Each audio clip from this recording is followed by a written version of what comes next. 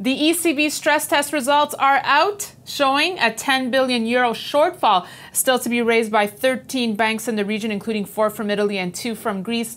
We have Frank Holmes joining us this morning to talk about this. And of course, Fed and Wednesday, big news there. Frank, thanks so much for joining us. It's good to be here. Fall is here. I love this weather.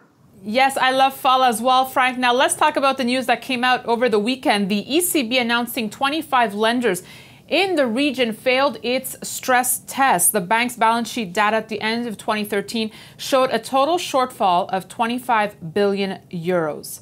So, Frank, is Europe in a lot more trouble than we think? Well, we're really happy as money managers for our European fund. We own none of those banks, and we own the banks that some of them have been popping.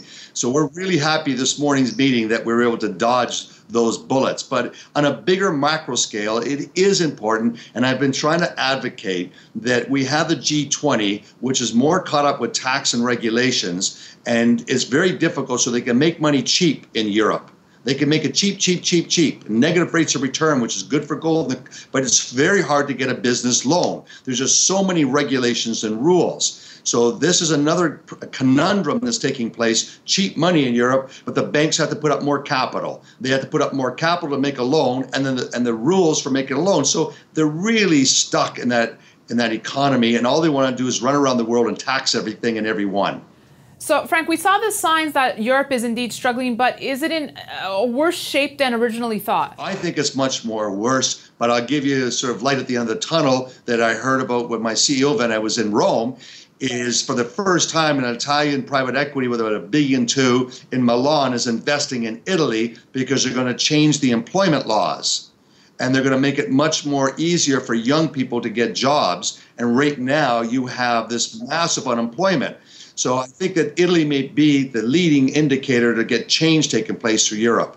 And that's also what the Prime Minister of Italy is saying, Frank. Now, let's get to the OT segment, opportunities and threats in the gold market. Let's start, as always, with our opportunities. And bond buying is expected to come to an end this Wednesday at the Fed's monthly policy meeting. The central bank likely to reinforce its stated willingness to wait a long while before hiking interest rates after a volatile month in financial markets that saw some inflation expectations drop. Frank, is this an opportunity here for the gold market? Can gold seize the day? Well, I think it's most important for the gold investors are the rates negative or positive. And right now we're living with negative real interest rates on the 5-year government bond.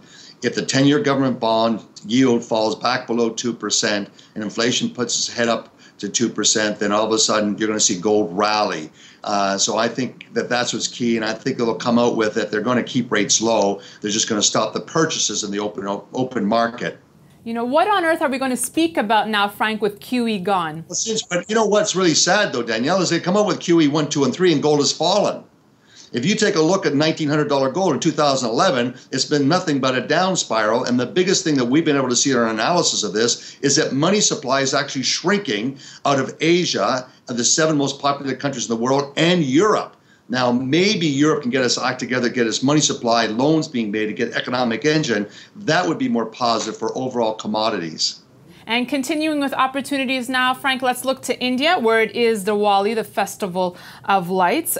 We're seeing gold imports into India rise by roughly 4 times to 95 metric tons compared to 15 to 20 tons that we saw in September of last year.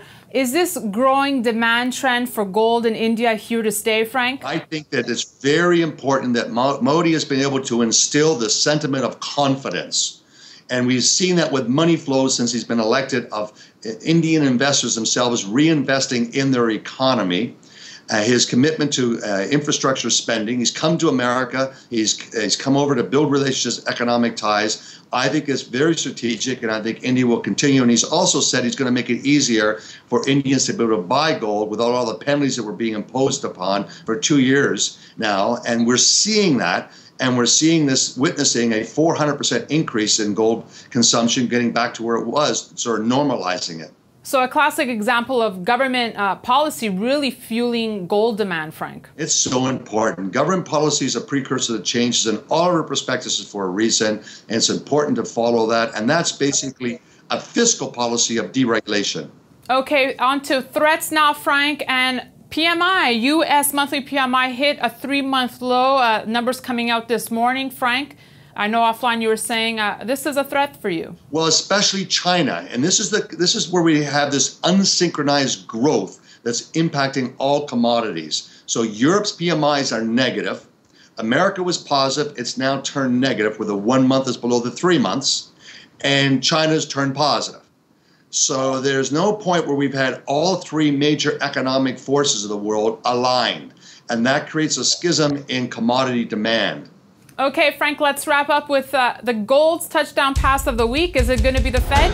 I think it's going to be the Fed, and I think that it'll basically give some people an idea of where things are going, and everyone will be waiting for that event. GDP comes out also this week, but that's a past event. Remember, for your listeners, PMI is the future. It's forecasting expectations of services needed, capital expenditures needed over the next 6 months, and that's an important idea of where the economy is going.